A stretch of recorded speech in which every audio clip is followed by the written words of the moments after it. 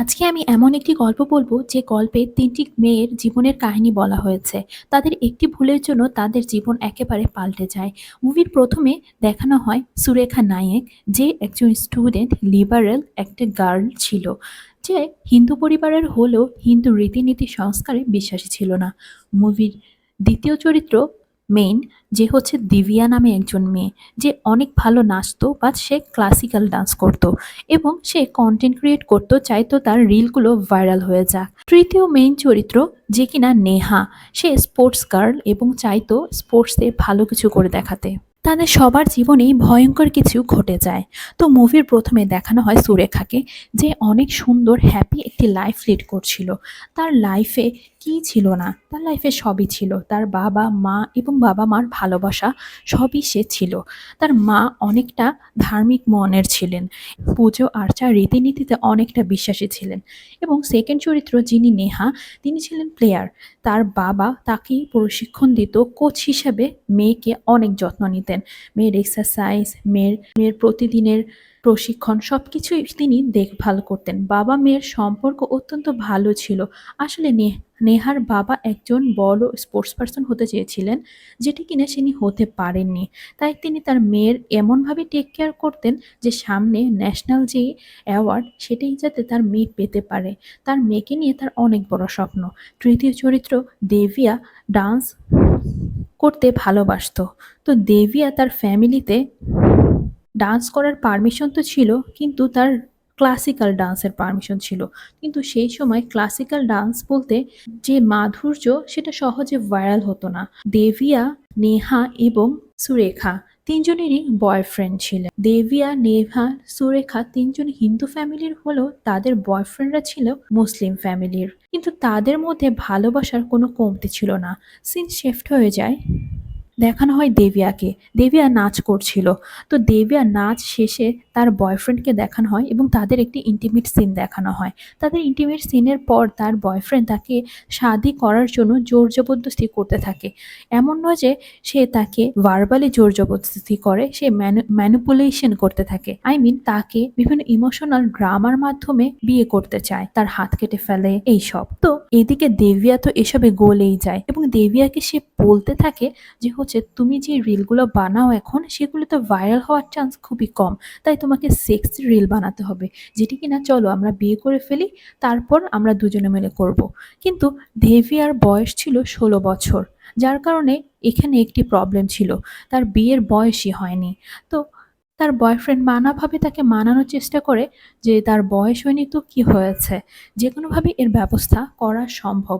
অন্যদিকে নেহা তার বয়ফ্রেন্ডের সাথে এক জায়গায় বসেছিল। তো সেখানে নেহা তার বয়ফ্রেন্ডের ভালোবাসার কোনো কমতি ছিল না। নেহার বয়ফ্রেন্ড তাকে বলে তাকে বিয়ে করে নিতে।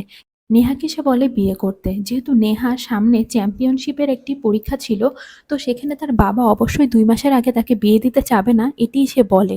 কিন্তু তার বয়ফ্রেন্ড তাকে লোভ দেখায় প্রসন্ন স্যার, যে কিনা অনেক ভালো কোচ ছিল, তার কাছে প্রশিক্ষণ দিয়ে তাকে অবশ্যই ন্যাশনাল চ্যাম্পিয়নশিপ এনেই দেবে এবং তার বিয়ের এটা ১ম গিফট হবে। তো নেহা এদিকে তার বয়ফ্রেন্ডের কথায় এসে যায় এবং তার সাথে তার গোপনে বিয়ে হয়ে যায়।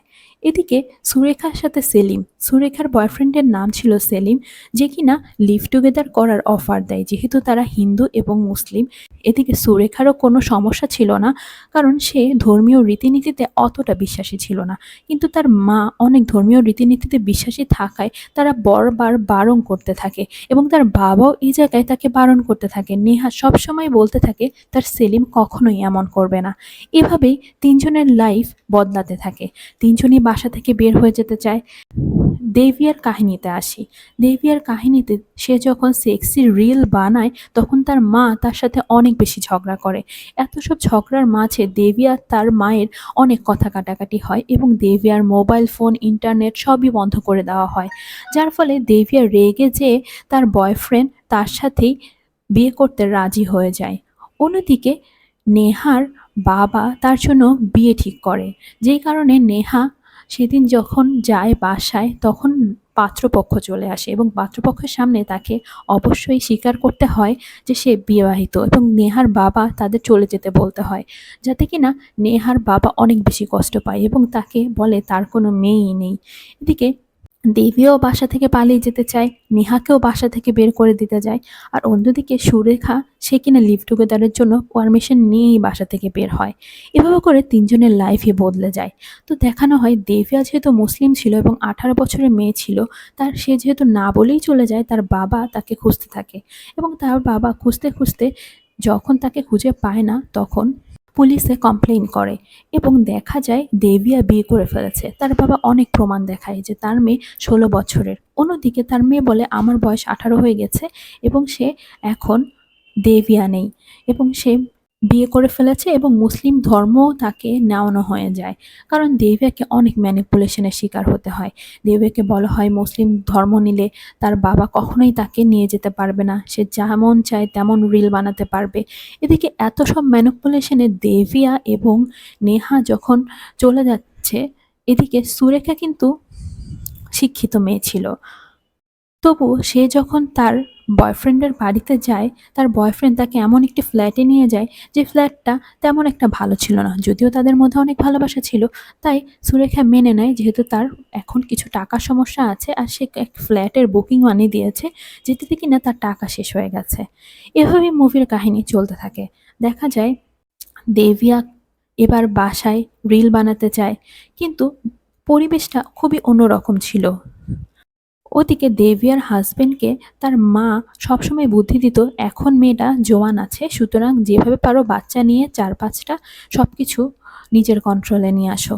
অন্যদিকে সবথেকে বেশি জীবন পাল্টাতে শুরু করে নেহার, যেটি কিনা সে বুঝতেই পারে না। নেহার স্বামী একদিন অনেক বেশি মন খারাপ করে থাকে এবং তার মন খারাপের কারণ যখন সে বুঝতে পারে না, বারবার জিজ্ঞেস করার পর নেহার স্বামী বলে সে আসলে হিন্দুই নয়। তার মানে নেহাকে মিথ্যে কথা বলেই বিয়ে করা হয়েছিল। তার সম্পর্কই শুরু হয় ঝুটের মাধ্যমে। কিন্তু যেহেতু তার সম্পর্ক একবার হয়ে গিয়েছিল এবং তার হাজব্যান্ড তাকে বলে সে হচ্ছে ফয়জুল, সে মুসলমান, সে তাকে অনেক বেশি ভালোবাসতো, সেজন্য তাকে সে সত্যি বলতে পারেনি। তো নেহা অনেক বেশি কাঁদতে থাকে এবং তার বাবার বাসায় ফোন দিলেও তার বাবা যখন কথা বলে না, নেহাও খুব কষ্ট পায়। অন্যদিকে নেহা কষ্ট পেয়ে ফয়জুলের ধর্মই গ্রহণ করে, যেহেতু ফয়জুল বলে সে মুসলিম না হলে তাকে ফ্যামিলিতে নিতে পারছে না। তো নেহা খুশি খুশি ফয়জলের ধর্ম গ্রহণ করে। অন্যদিকে দেবিয়াকেও ম্যানিপুলেশনের মাধ্যমে ইসলাম গ্রহণ করানো হয়। তার দিকে এবার সুরেখার কাহিনীতে আসি। সুরেখার কাহিনীতে দেখা যায় 2-3 মাসের মধ্যেই চলে যাবে বলে সেলিমের আগের বরের বউ চলে আসে এবং ছেলে মেয়ে চলে আসে। তো সেলিমের সাথে এই নিয়ে অনেক কথা কাটাকাটি হয়। অনেক কথা কাটাকাটির মধ্যেও সেলিমের সাথে যখন সেলিম প্রমিস করে যে সে 2-3 মাসের মধ্যে সব ঠিক করে দেবে, তার কাছে আসলে টাকা নেই নতুন ফ্ল্যাট নেওয়ার, সেজন্যই সে নিতে পারছে না। তো অনেক কান্নাকাটি ইমোশনের পর সুরেখা মেনেই যায়। কিন্তু দিন যায় মাস যায়, সেই বউ আর যায় না। তো সুরেখা যখন আবারও জিজ্ঞেস করে তখন বলে আমাদের ধর্মে এমনিতেই তালাক দেওয়া যায় না, কারণ দেখাতে হয় এবং তালাকের টাকাও দিতে হয়। এভাবে করে বারবার সময় গড়াতে থাকে। এদিকে সুরেখার সাথেও খারাপ ব্যবহার হতে থাকে। অন্যদিকে সুরেখাকেও চাপ দেওয়া শুরু হয় কিভাবে মুসলমান ধর্ম নেওয়ানো যায়। মুভির শুরুটা এমন হলেও মেয়েগুলো হিন্দু এবং ছেলেগুলা মুসলিম। যদিও তাদের মধ্যে ভালোবাসা অনেক ছিল, কিন্তু পরে দেখা যায় তাদের মধ্যে সবাই এই মনোভাবেই বিশ্বাসী ছিলেন যে তারা চায় হিন্দু মেয়েকে মুসলিমে কনভার্ট করতে। এদিকে তো নেহার হাজবেন্ড যে কিনা সব লিমিটই ক্রস করে ফেলে। নেহার হাজবেন্ড তাকে যখন আম মুসলিম ধর্ম গ্রহণ করায় এবং মুসলিম রীতিতেও বিয়ে করে নেয়, তখন জালাল নামে তাদের দলের একজন বৃদ্ধ লোক ছিল, সে তাকে এই জন্য টাকা দেয়। তার মানে প্রতিটি মুসলিম কনভার্টের জন্য তারা টাকা পেত। তো জালাল তাকে 5 লক্ষ টাকা দেয় এবং বলে এই মেয়েকে এখানেই রাখতে হবে 40 দিন তার নাপাক দূর করতে। তো এদিকে নেহা তো বুঝতেই পারছে না তার সাথে কি ঘটতে যাচ্ছে। দেখা যায় বাসর ঘরে তার হাজবেন্ডের বদলে অর্থাৎ ফয়সলের বদলে সেই জালাল চলে যায় এবং প্রতিদিন জালাল তাকে ভোগ করতে থাকে জোর করে।